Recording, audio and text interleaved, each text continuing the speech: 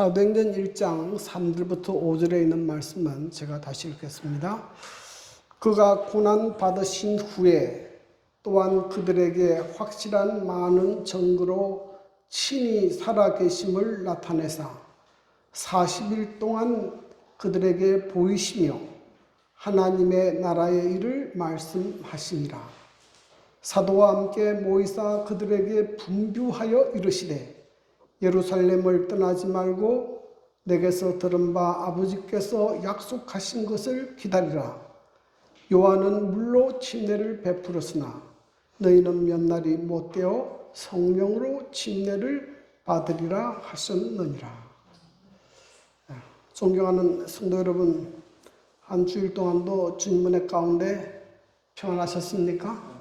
네, 오늘 복되고 거룩한 안식일에 성도 여러분들 뵙게 돼서 대단히 반갑습니다. 오늘 특별히 우리 정상인 또 정윤정 자매님 만나 뵙게 돼서 대단히 반갑습니다. 네. 정윤정 자매님은 언제 나오나 그렇게 궁금했습니다. 예. 이제 앞으로 신실한 주님의 딸이 되기를 바랍니다. 이번 안식일은 한국 선교 120주년을 기념하는 안식일입니다. 그래서 서울에서는 여러 많은 행사들이 열립니다. 삼육대학교 대강당에서 한 3,000명이 모여서 연합 예배를 드리고 각종 찬양대회가 있습니다. 그리고 또 다양한 전시회도 열리고 있습니다. 그래서 오늘 이 한국 땅에 재림 기별이 어떻게 들어오게 됐는가 하는 것을 먼저 간단히 좀 말씀을 드리겠습니다. 한국에 처음으로 재림 기별이 전파된 것은 1904년이었습니다. 그 복음이 전파되는 역사적 배경을 살펴보면 1902년에 평안남북도 관서지방에 큰 흉년이 들었습니다. 그래서 많은 사람들이 어려움을 당하고 있었는데 또 그 당시에 하와이에서는 사탕수수 밭에 일할 많은 노동자들이 필요하게 됐습니다. 그래서 당시에 공사로 있던 알렌의 주순으로 대한제국정부에서는 어려움을 당하는 많은 백성들을 하와이로 이민을 보내기로 했습니다. 그래서 1902년부터 1905년까지 4차례 한 7,400명 정도로 하와이로 이주하게 됐습니다. 그 하와이로 이주하는 경로는 인천 제물포에서 배를 타고 일본 고베에 가서 신체 검사를 받고 합격한 사람들이 이제 배를 타고 하와이로 가게 됩니다.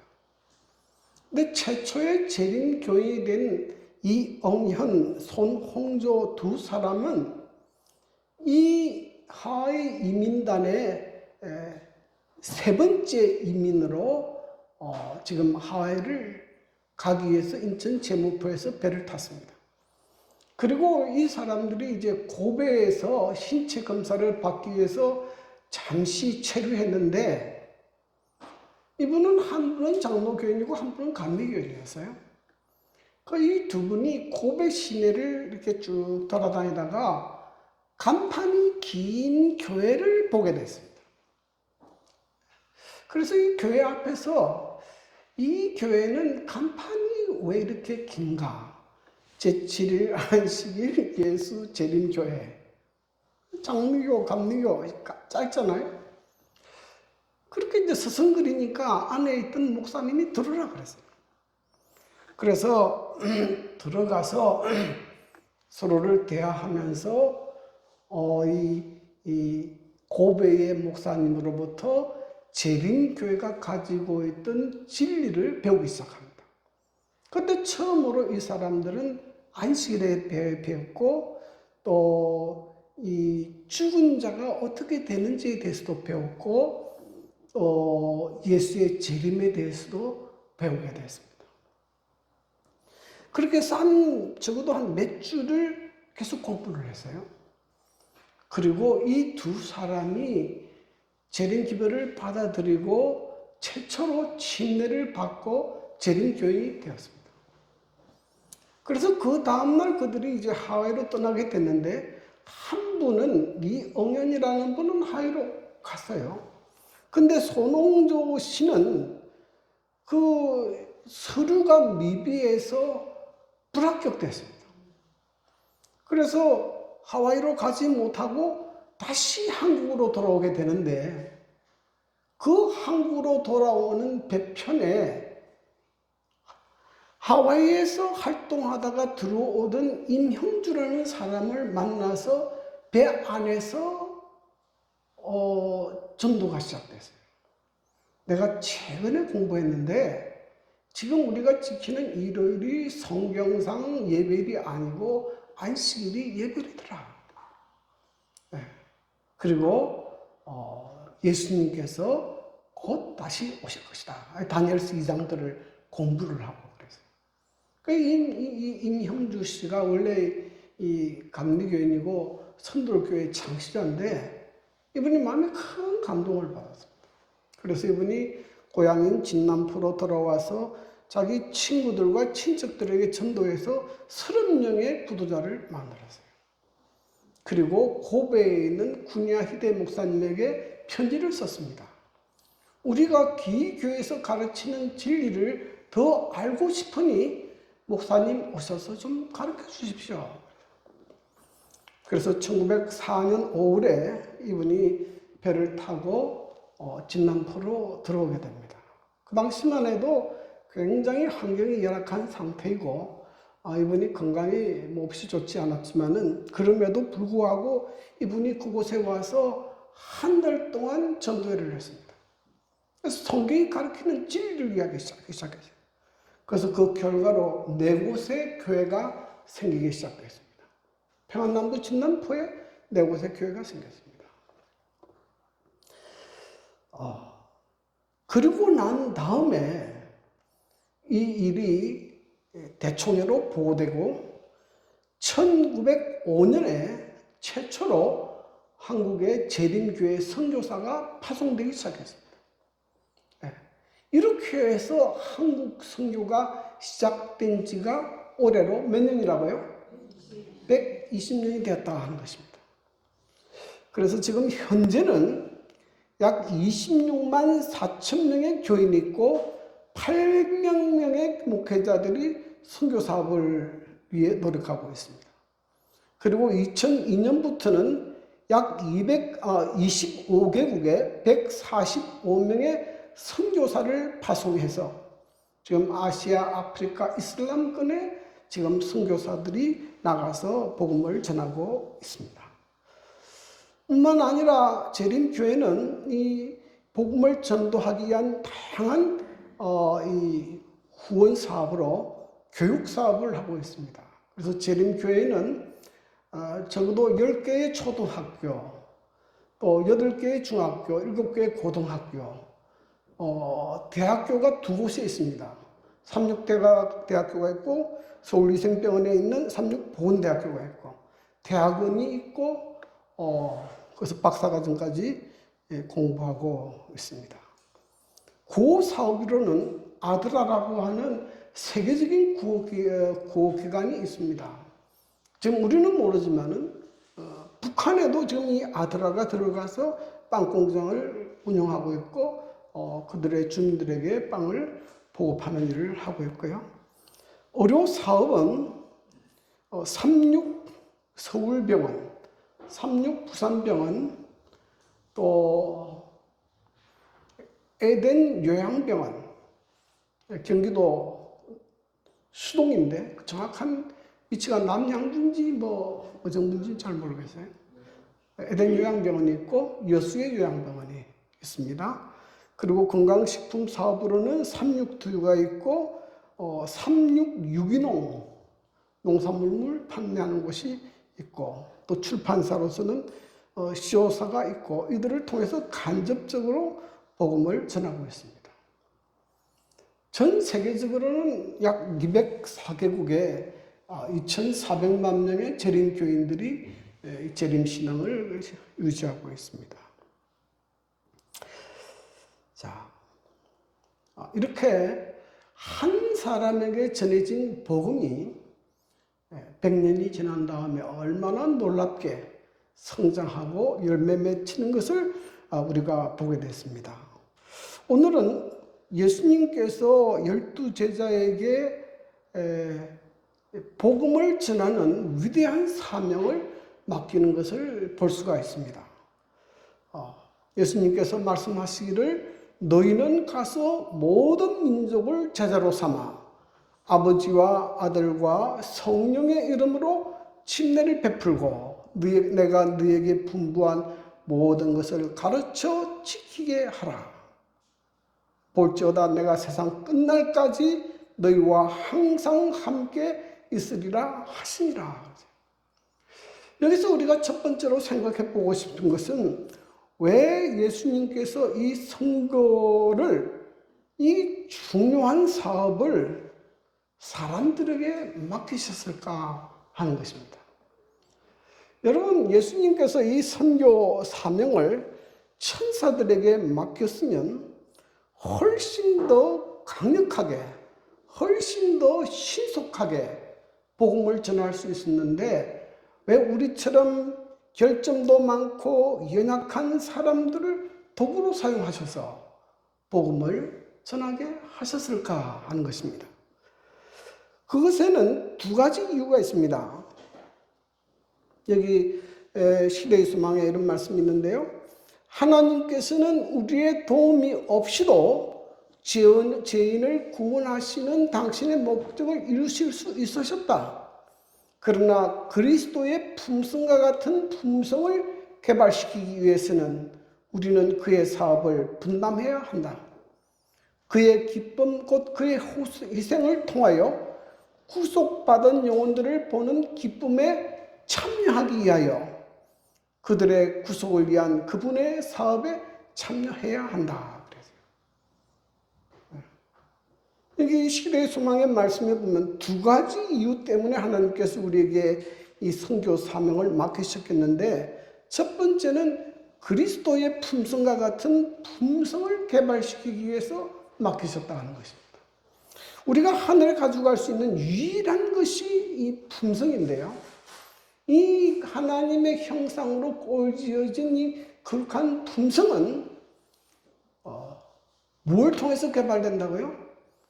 영혼 구원하는 일에 동참함으로 개발된다는 것입니다. 여러분, 영혼 구원 사업은 쉽습니까? 어렵습니까? 어려워요. 바울도 내가 해산하는 수고를 한다 그랬어요.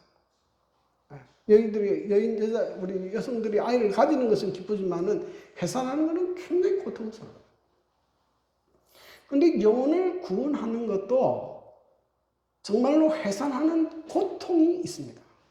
쉽지 않아요. 우리가 실제로 복음을 전하고 영혼을 인도하려면 많은 인내심이 있어야 돼요. 많은 인내심.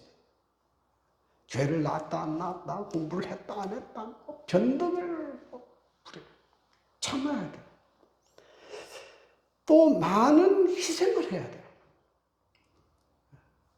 직업 있는 사람을 만나면 직업도 구해줘야 되고, 병든 사람은 건강을 회복시키도록 도와줘야 되고, 또 많은 그분들을 위한 도움의 손길을 줘야 됩니다.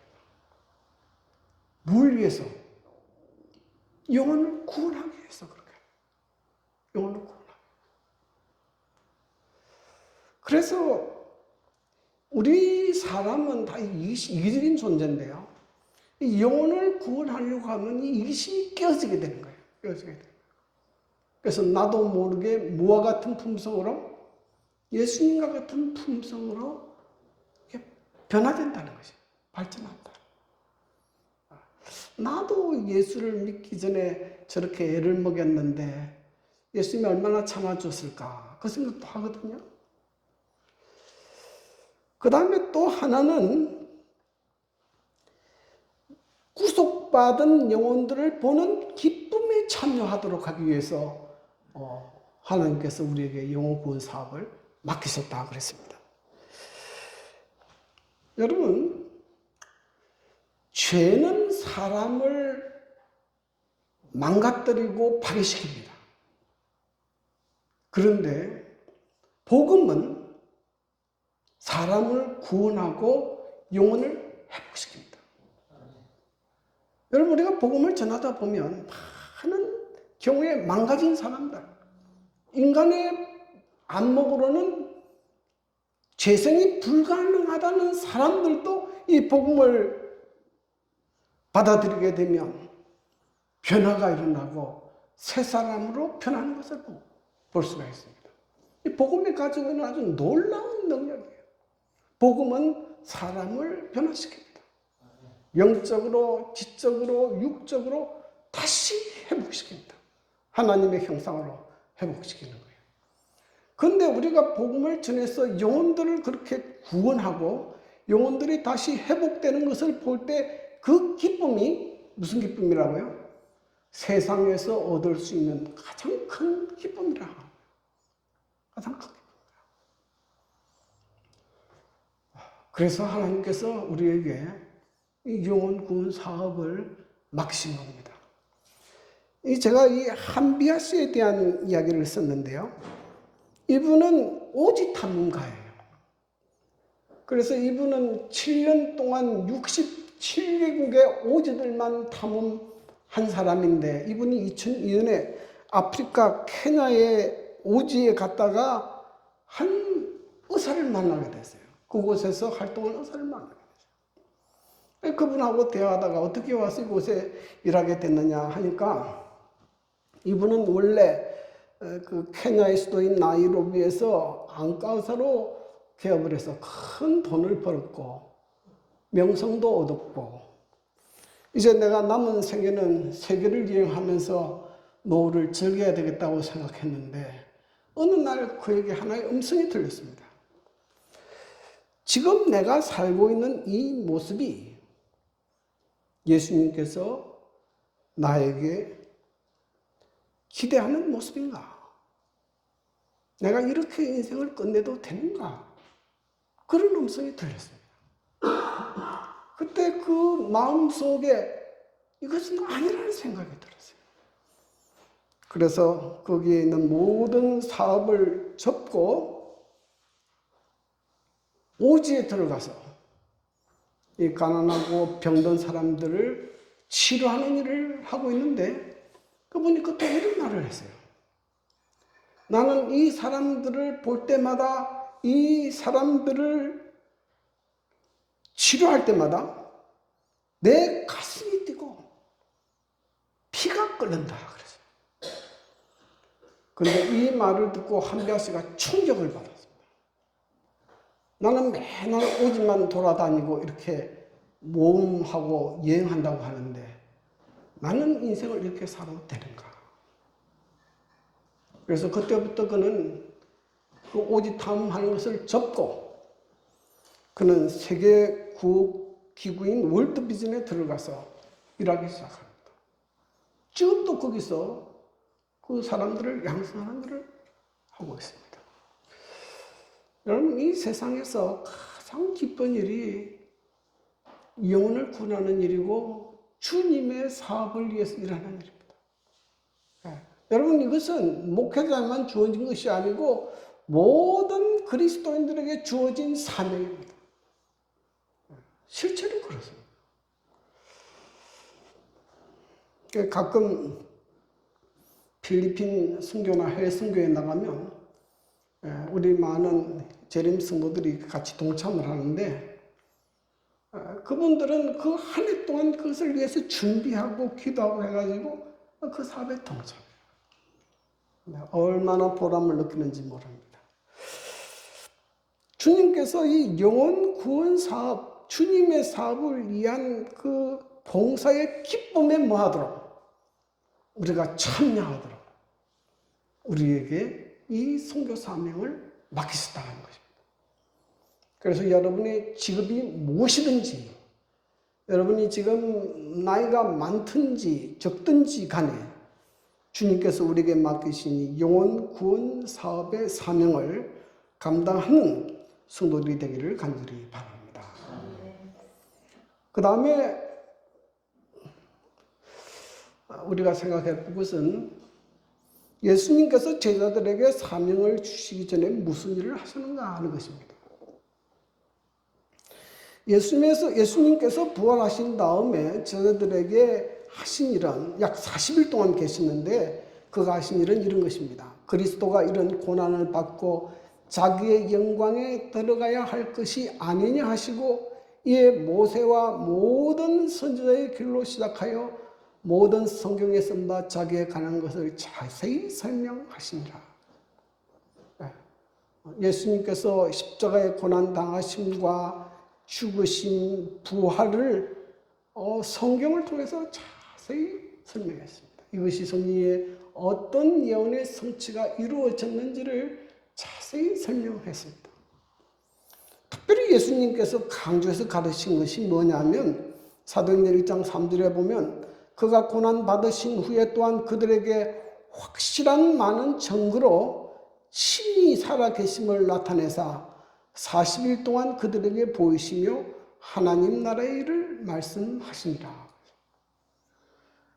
특별히 예수님께서 강조해서 가르친 것은 예수님의 부활에 대하여 많이 가르치고 또 믿도록 확신하도록 가르친 것을 볼 수가 있습니다.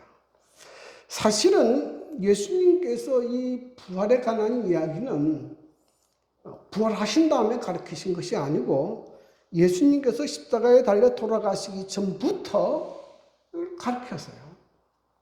예수님께서 처음에는 제자들에게 예수님에게는 죽은 사람을 살릴 수 있는 능력이 있음을 보여주었습니다. 그래서 성경에 보면 예수님께서 죽은 사람을 3사람을 살리셨는데 누구를 살렸습니까? 네, 나사로 살렸고 또 야이로 해당당의 딸을 살렸고 나인성 가부의 아들을 살렸고. 그래서 예수님은 죽은 사람을 살릴 능력이 있다 가르쳤어요. 뿐만 아니라 예수님께서는 십자가에 가까이 다가갈수록 예수님께서 뭘 말씀하시는가 하면 마태복음 16장 23절에 보면 이때로부터 예수 그리스도께서 자기가 예루살렘에 올라가 장로들과 대제사장들과 서기관들에게 많은 고난을 받고 죽임을 당하고 제3일에 살아나야 할 것을 제자들에게 비로소 뭐 하시니? 나타나시는 거예요. 예수님께서 제3일에 부활할 것을 분명하게 말씀했어요. 날짜까지 말씀하지 않았습니까? 자, 그런데 예수님이 부활하지 않으면 어떻게 됩니까? 예수님이 부활하지 않으면 어떻게 돼요? 그러면 예수님은 하나님의 아들이라는 말도 거짓말이요. 그분이 나는 부활이요 생명이 나를 믿는 자는 죽어도 살겠다는 말도 거짓말이 되고 예수님은 제자들을 속인 희대의 사기꾼과 같이 된다.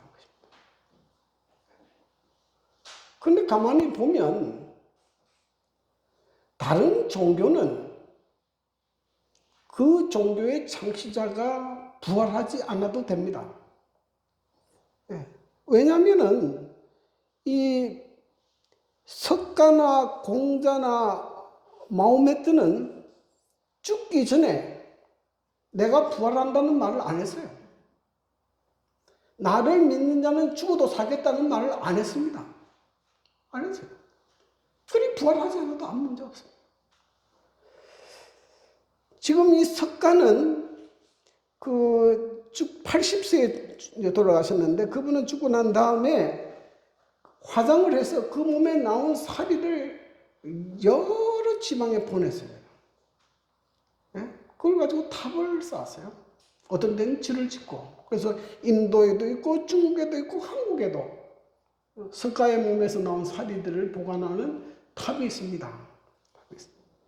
불국사에도 있다고 그러더라고요.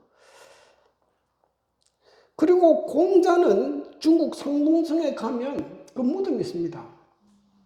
저는 직접 이 무덤을 가봤어요. 또 마호메트는 사우디아라비아 메디나에 그 무덤이 있어요. 그 많은 사람들이 순례를 갑니다. 왜냐하면 그 교리적으로 이 무덤에 한 번은 순례를 해야 천국에 간다 그러죠.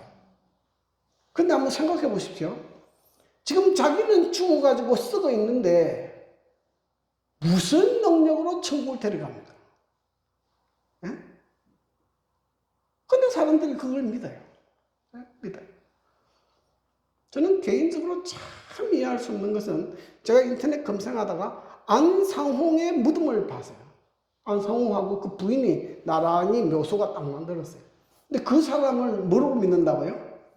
하나님으로 믿어요. 지금 하나님의 교회가 안상홍을 하나님으로 믿어요. 죽은 사람을 왜 하나님으로 믿을까? 참 신기한 일이죠.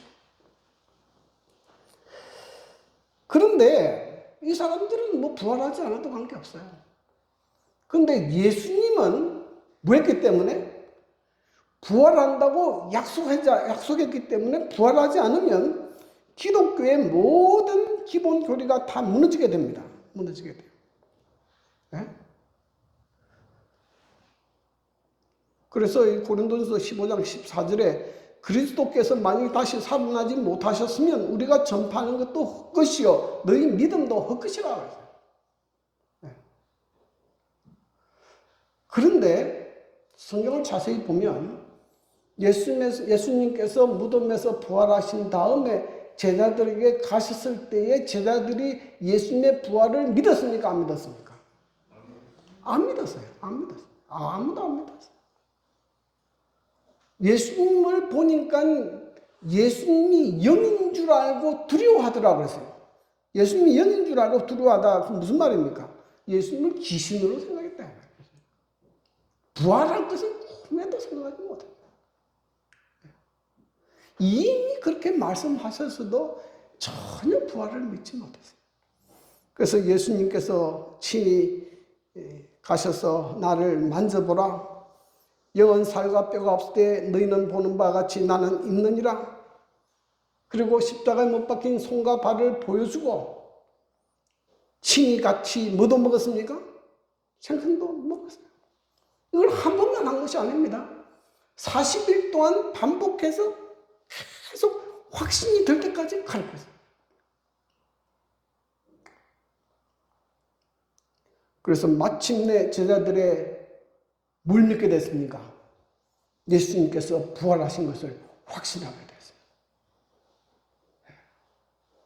그리고 예수님께서 하늘로 승천했습니다. 자, 그래서 사도행전에 보면 이 사도들이 나가서 뭘 전하는가 하면 너희가 십자가에 못 박은 이 예수를 하나님이 다시 살리시고 주와 그리스도가 되게 하셨다. 그리고 우리가 이 일의 증인이라고 그랬어요. 네. 그리고 그들은 마침내 죽음을 두려워하지 않는 사람으로 변화되어 버렸습니다. 이것이 사도행전에 나타난 제자들의 놀라운 모습. 여러분,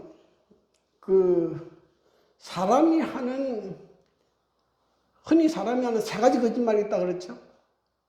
무슨 말이 있습니까? 네? 장사꾼이 미치고 판다. 또, 처녀가 시집 안 간다. 세 번째 뭡니까? 노인이 죽고 싶다. 거짓말이에요. 여러분, 사람은 죽고 싶지 않아요. 사람이 직면하고 있는 최고의 두려움이 무엇입니까? 죽음이에요. 그런데 이 죽음 문제를 해결할 수 있는 유일한 길이 무엇입니까? 이 복음이에요. 이 복음 외에는 구원의 길이 없어요. 그래서 예수님께서 이들을 이렇게 훈련한 다음에 선교사로 내보내셨다는 것입니다. 여러분, 이 역사의 마지막에 재림교회가 전하는 이 계시록 14장에 나오는 새 천사의 기별이 뭡니까? 핵심이 뭐예요? 네? 영원한 복음입니다. 영원한 복음. 복음이 뭡니까? 예수에 관한 소식이에요. 우리는 예수를 전하는 교회입니다. 예수님의 십자가의 죽으심, 예수의 부활, 예수님의 하늘 성소 봉사, 예수님의 재림 전하는 교회입니다. 그리고 이 시대에 무너진 하나님의 계명 가운데 내적 계명을 회복하는 사명을 가지고 있습니다. 저희는 우리가 가지고 있는 이 복음의 기별이 이 세대를 향한 유일한 희망이다 이렇게 생각합니다. 그러므로 여러분, 하나님께서 우리에게 맡기신 사명을 잘 감당하는 저와 여러분이 되기를 간절히 바랍니다. 그 다음에 세 번째로 예수님께서 우리에게 복음을 전하게 하신 다음에 우리 혼자서 전하라도 내버려 두지 아니하시고 성령의 능력을 약속하셨어요. 여기 사도행전 1장 4절 5절에 보면 사도와 함께 모이사 그들에게 분부하여 이르시되 예루살렘을 떠나지 말고 내게서 들은 바 아버지께서 약속하신 것을 기다리라. 요한은 물로 침례를 베풀었으나 너희는 몇 날이 못되어 성령으로 침례를 받으리라 하셨느니라. 왜 우리의 전도에 있어서 성령의 역사가 필요한가? 우선 먼저 이 부분부터 한번 살펴보겠습니다. 예수님께서 왜 복음을 전할 때에 왜 유다의 학식 있는 사람이나 권력 있는 사람을 택하지 아니하시고 초라한 갈릴리 어부들을 택했을까? 좀 이상하지 않습니까? 아니 좀 부자들이나 학식 있는 사람에게 전도하라 그러면 훨씬 더 쉽게 빨리 전도하면 빨리 전도할 수 있을 텐데 왜 이렇게 초라하고 이런 사람들에게 맡겼을까? 제가 한 번 치과의사한테 이제 성경 공부를 했는데 그 이야기를 하더라고요. 아니 하나님께서 안식일 교인들을 전부 복을 주어 잘 살게 하면 전도가 쉽게 될 텐데요. 그러더라고요. 그럼 왜 예수님 그런 방법 택하지 않고 철하고 미천한 갈릴리 어부들을 택했을까? 이게 오늘 이렇게 말씀하잖아요. 고린도서 4장 7절 우리가 이 보배를 질그릇에 가졌으니 이는 힘이 큰 능력은 하나님께 있고 우리에게 있지 아니함을 알게 하려 함이라. 학식 있는 사람들에게 복음을 맡기면 어떻게 하겠습니까? 내 뛰어난 학식으로 전도하니까 복음이 전도가 잘 됐지. 누구 자랑하게 됐어요? 자기 자랑하지. 권력 있는 사람 택하면 뭘 자랑합니까? 내가 뭐 이렇게 하니까 되지. 그런데 아무것도 자랑할 것이 없는 초라한 사람들이 복음을 전했을 때 그 복음을 받아들이게 되면 누가 자랑되는 겁니까? 당신이 전하는 그 복음의 내용이 뭡니까? 이것이 부하다. 하나님의 능력이 나타난다. 그래서 여러분, 복음을 전하는 우리가 나이가 늙었건 또 부유하지 못하건 학식이 있건 없건 우리의 그릇이 중요한 것이 아니고 중요한 것이 무엇입니까? 우리가 가지고 있는 복음이 보합니다. 복음이 보화예요. 여러분 우리가 가지고 있는 이 보화를 전하시기를 바랍니다. 제가 부산 중앙교회에서 목회할 때에 검사 부인이 하나 나왔습니다. 이 숙명여대 무용학과 출신인데 아주 날씬하고 아주 이 화려한 분이 교회를 나왔어요. 재림교인 스타일이 아니에요. 어떻게 교회를 나오게 됐습니까? 아주 오래전 이야기죠. 그 당시 한 3, 40년 전인데 그 당시는 집에서 물건을 이고 다니면서 파시는 분이었어요. 그래서 부잣집에는 그 물건을 직접 배달해가지고 갖다 주면서 팔아요. 거기에 이고 다니는 분 중에 우리 교인이 한 명 있었어요. 이분이 전도제를 이렇게 넣어가지고 이분에게 줬는데 그 전도제를 받고 이분이 교회 나왔어요. 이 건순애 집사님인데 지금은 돌아가셨지만은 아주 헌신적으로 일했습니다. 이 부산중앙교회 당시 한 300명 교인이 있었는데 목사님은 교인들 집을 다 몰라도 그 집사님만 알아요. 목사님 따라다니면서 얼마나 방문을 다니는. 여러분, 하나님께서 이 보화를 질그릇과 같은 우리에게 맡기셨다. 그러니 질그릇 같은 나를 자랑하지 말고 누구를 자랑하라고요? 복음을 자랑하라. 복음의 능력이 있다는 것이 복음의 능력이 있다. 그런데 왜 하나님께서 성령의 약속이 필요하느냐 말이죠. 여기 보십시오. 사도행전에 이런 말씀이 있습니다. 전능하신 하나님의 성령은 사람의 마음을 움직이고 계시며 그 감화를 받아들이는 사람은 하나님과 그분의 진리한 증인이 된다. 사람의 마음을 변화시키는 것은 누가 하는 일이라고요? 그건 성령이 하시는 일이에요. 사람은 절대로 다른 사람을 변화 못 시켜요. 제가 제일 착각한 것 가운데 하나가 저는 처음 결혼할 때 내가 내 아내를 변화시킬 수 있을 거라고 생각했습니다. 이 조그만 거 하나 못 바꾸겠나. 그 생각을 했어요. 30년 지났는데 제가 바뀌어버렸어요. 사람은 사람을 절대로 못 바꿉니다. 심지어 우리 자녀들도 못 바꿔요. 누구만이 사람의 마음을 움직이고 변화시킬 수 있습니까? 성령께서 하시는 일이에요. 그러니 우리가 복음을 전했다 하더라도 반드시 뭐 해야 됩니까? 기도해야 돼요. 성령께서 그 마음문을 열어서 주님을 믿고 받아들이도록 헌신하도록 기도해야 돼요. 이 성경에 보십시오. 주께서 구원받은 사람을 날마다 뭐하게 하시니라?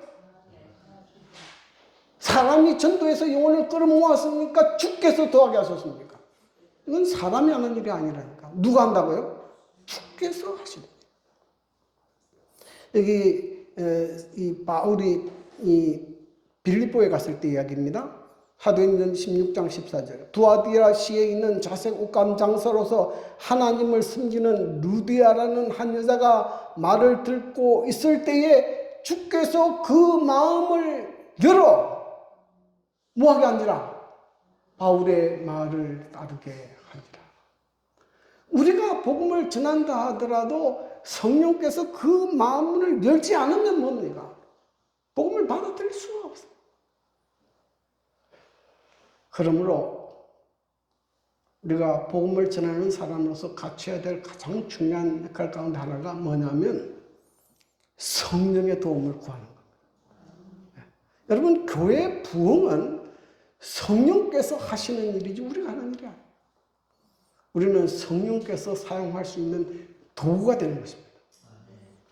그러므로 여러분, 주님께서 우리에게 이 성령을 약속해 주셨어요. 그러므로 날마다 성령께서 도우셔서 이 교회에 새로운 역사가 있을 수 있도록 도와주십시오. 이것도 오늘 보면 바울이 말할 때에 성령께서 역사하잖아요. 그러니까 우리가 전도하는 건 우리가 전도해야 돼요. 그런데 그 다음에 누가 역사하도록? 성령께서 마음을 역사하도록 길을 열어주어야 합니다. 이렇게 해서 초대교회는 생겨나게 되고 폭발적인 성장이 이루어졌습니다. 주님께서는 오늘도 우리를 통해서 영혼구원의 사역을 이어가기를 바라십니다. 나의 능력과 지혜를 바라보지 말고 주님을 바라보면서 담대히 복음을 전하게 되기를 바랍니다. 그리고 성령께서 그 마음문을 열어 복음을 받아들일 수 있도록 기도하시기를 바랍니다. 그리하여 성령께서 날마다 구원을 얻는 사람을 더하게 하는 역사가 우리 울산 서북교회에서도 일어나게 되기를 간절히 바랍니다. 주의 은혜가 우리 성도 여러분들에게 함께 하시기를 기도합니다.